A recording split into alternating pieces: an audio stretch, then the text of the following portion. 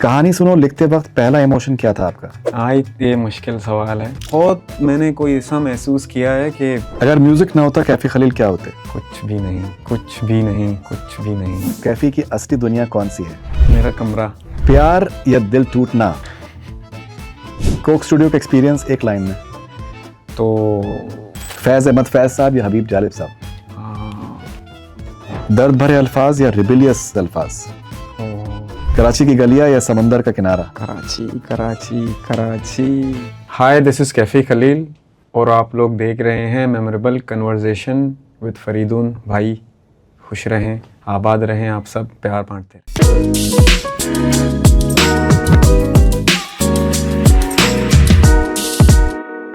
कहानी सुनो लिखते वक्त पहला इमोशन क्या था आपका?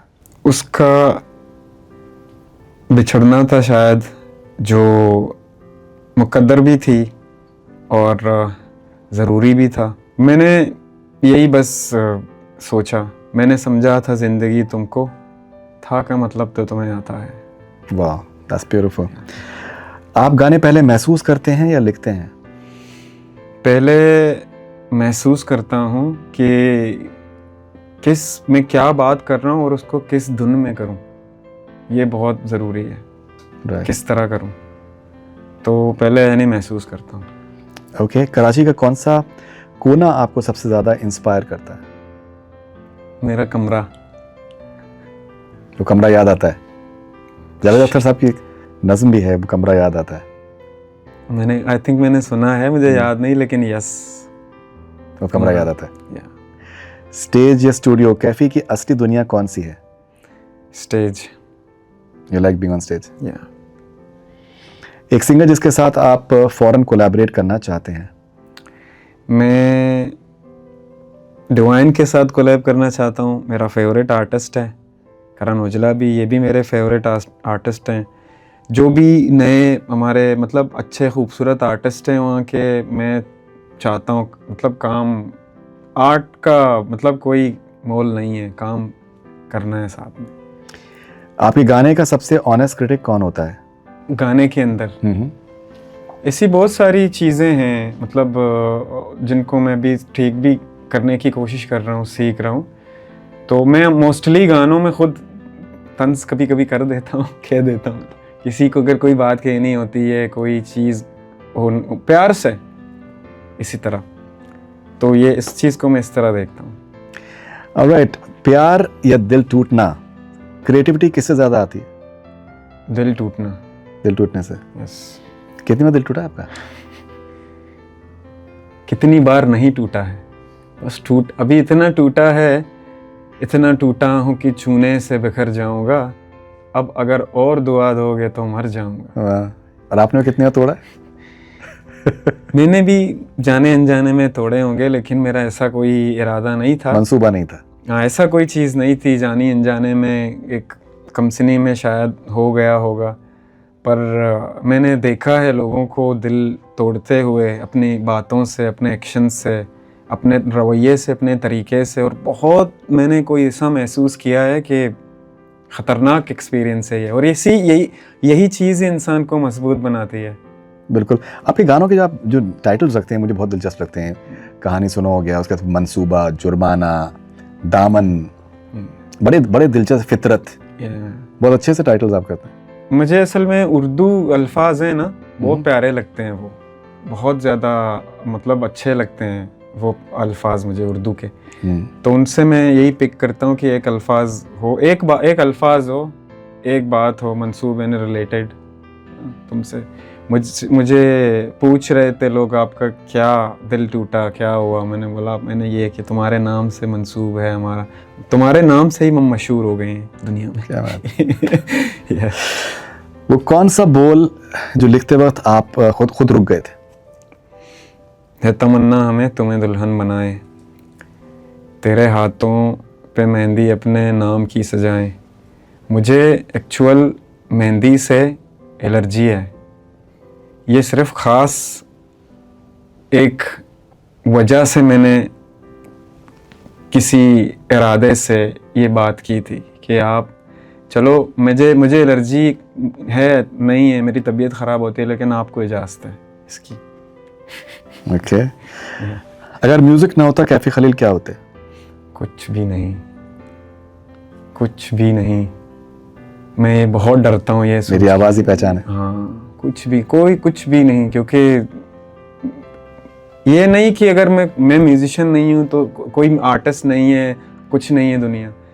मैं जो खुद अपने अंदर जो देखता हूँ, जो शोर मेरे अंदर है, जो मुझे सुनाई देता है, जो आवाज़ें मुझे सुनाई देती हैं, वो मैं अपने गिटार से, गानों से उनको शांत करता हूँ, उनको रिलैक्स करता हूँ। अगर ये नहीं होते तो मैं वाकई मतलब ये इंसान बनने की जुस्तजू ही मेरी नहीं होती। मेरा सबसे बड़ा जुस्तजू है इंसान बनना। ब्यूटीफुल। आवाज़ या लिरिक्स कैफी की असली पहचान क्या है? ये मुश्किल सवाल है। आवाज़ को आप कह सकते हैं, क्योंकि लिरिकली मैं अभी भी सीख रहा हूँ, आवाज़ भी मैं सीख रहा हूँ, पर लिखना ये चीज़ एक अलग चीज़ है। कोई चीज़ लिखना, गाना, दोनों अलग चीज़ है, पर मैं दोनों एक साथ कर रहा हूँ। मुझे ये लगता है कि गाना आवाज़ में आवाज़ ज़्यादा वो है कि गा लूँगा, कोई चीज़ होगी, कोई गा लूँगा। मैं किसी की कंपोजिशन भी गाना पसंद करता हूँ ना, कोई कंपोजिशन हो अच्छी सी कंपोज की हुई, वो मैं पसंद गा लेता हूँ। तो आवाज़ मेरे ख्याल से। ओके कोक स्टूडियो का एक्सपीरियंस एक लाइन में। खूबसूरत। ओके आपके गाने का सेंट्रल इमोशन दर्द, सच्चाई या मेलोडी? सच्चाई।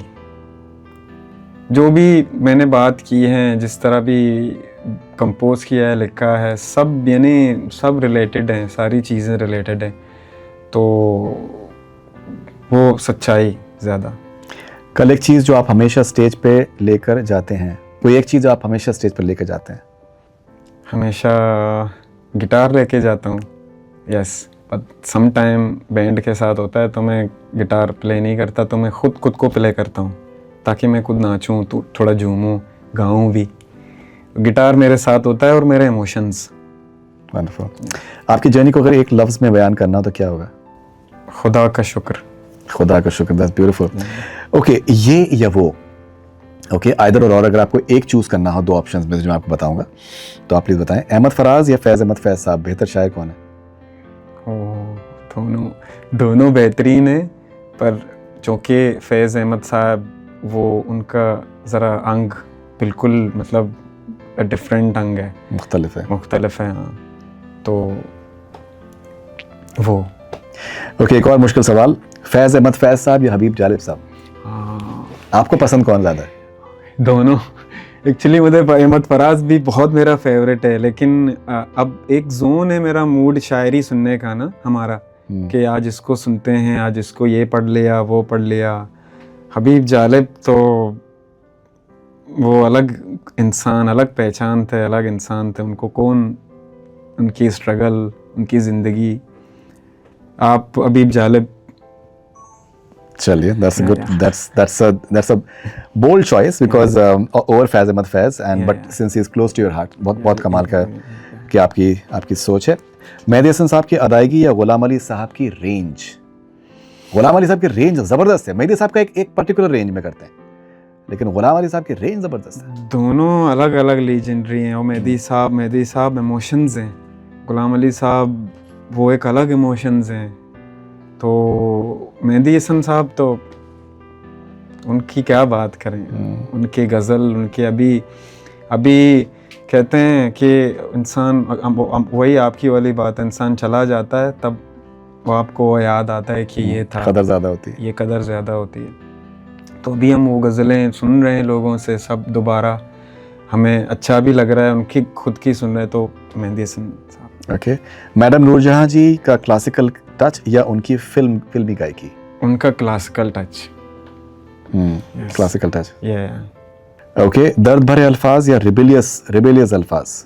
दर्द भरे अल्फाज। ओके अकूस्टिक गिटार या full band arrangement? Acoustic guitar. Studio recording या लाइव परफॉर्मेंस? लाइव। कराची की गलियां या समंदर का किनारा? कराची की क्या बात करें। ये जो कराची से मोहब्बत है, ये किसी और से मोहब्बत है। ये शहर लाहौर पे लिखा गया है, मैंने थोड़ा भी कराची का नाम लिया। Karachi is different vibe. Slow soulful track या high energy folk vibe? Depend on mood. अभी भी मैं स्पीड म्यूज़िक सुन के आ रहा हूँ, अभी कुछ देर बाद मैं स्लो म्यूज़िक सुनूंगा, but usually slow music I love. अपनी कहानी लिखना या दुनिया की कहानी सुनाना? दुनिया की कहानी सुनाना। मिनिमलिस्ट अरेंजमेंट या रिच ऑर्केस्ट्रेशन? Minimal arrangements. मशहूरी या सच्चाई? सच्चाई। परफेक्ट टेक या इम्परफेक्ट लेकिन दिल से? दिल से। पुरानी कैसेट नॉस्टैल्जिया या डिजिटल स्ट्रीमिंग कन्वीनियंस? पुरानी कैसेट। पुरानी कैसेट। आपके सभी भी हैं वो कैसेट्स? वो कुछ हैं, कुछ तो पानी ने, बारिश ने सारे बहा दिए, पर कुछ हैं मेरे बड़े भाई के, वो आपके पूरा दिखते भी आपके तरह हैं। वो भी शायरी बहुत उन्होंने, वो जो शायरी मुझ में शायरी का वो है, वो उनसे आया है। वो लिखते भी थे। आपने जुर्माना सुना है ना, उसमें एक शेर आता है, ये हवा की तेजी में कौन था, ये गुबार कौन उड़ा, ये उन्होंने लिखा है। और उन्होंने खासा फैमिली को संभाला उन्होंने आपके वालिद के इंतकाल के बाद। हाँ। ये तो शेर उन्होंने मेरे अब्बा के लिए ही लिखा था। जब उनका इंतकाल हुआ था तो उन्होंने ये शेर, क्योंकि दोस्त थे दोनों अच्छे, हम तो बहुत छोटे थे लेकिन वो दोनों बहुत अच्छे दोस्त थे, तो यही चीज़ है। That's remarkable. सो काफ़ी बहुत सी बातें आपके साथ में भी और भी की जा सकती हैं, वक्त का थोड़ा सा तकाजा है, मुझे फ्लाइट पकड़नी है। अदरवाइज मुझे भी बहुत अच्छा लग रहा है आपसे बात करके, एंड बहुत बहुत मुबारकबाद आपको अब तक के सफ़र पे, एंड मैं यही आपको विश करना चाहूँगा कि आप इसी तरीके से आगे बढ़ते रहें और बेइंतहा आपको कामयाबी आपको मिले, और दुनिया में जो है वो मोहब्बत और पीस भी है, और बहुत से लोग जो हैं वो मोहब्बत और पीस के काबिल भी हैं। तो आपकी हम शायरी में मुनाफ़क़त के अलावा हम उम्मीद को भी देखना चाहते हैं। बिल्कुल बिल्कुल बिल्कुल। एंड वो भी ज़रूरी है, एंड वो आपकी शख्सियत का आपका हिस्सा बने, और आपकी तबस्सुम जो है उसी तरीके से दुनिया भर में फैलते रहे। Thank you so much. दिल तोड़ते रहें आप, आपका दिल ना टूटे। बहुत बहुत शुक्रिया। तो बहुत शुक्रिया, बहुत अच्छा लगा आपसे भी मुझे बात करके। और मेरी एक वही बात है, लोग कहते हैं ज़िंदा रहें तो मिलेंगे, मैं कहता हूँ ज़िंदा रहने के लिए मिलना पड़ेगा। पर क्या बात है, 100%। अभी बहुत लंबी उम्र है, इंशाल्लाह मुलाकात होती रहेगी। Thank you so much. That was Kaifi Khalil in this very special memorable conversation, and I genuinely hope that आपने इसको पसंद किया होगा, और जिस तरीके के इनके अल्फाज हैं, जिस तरीके की इनकी मौसीकी है, महसूस करने वाली है, और ये इस मौसीकी का और इस अंदाज़ का जो असर होता है वो बाद में होता है। तो आपको शायद इस कॉन्वर्सेशन को शायद 2-3 बार कम से कम सुनना पड़ेगा, और फिर आप सुनते रहेंगे बार बार। मेरा वादा है आपसे। So thank you so much and all the best. Thank you so much.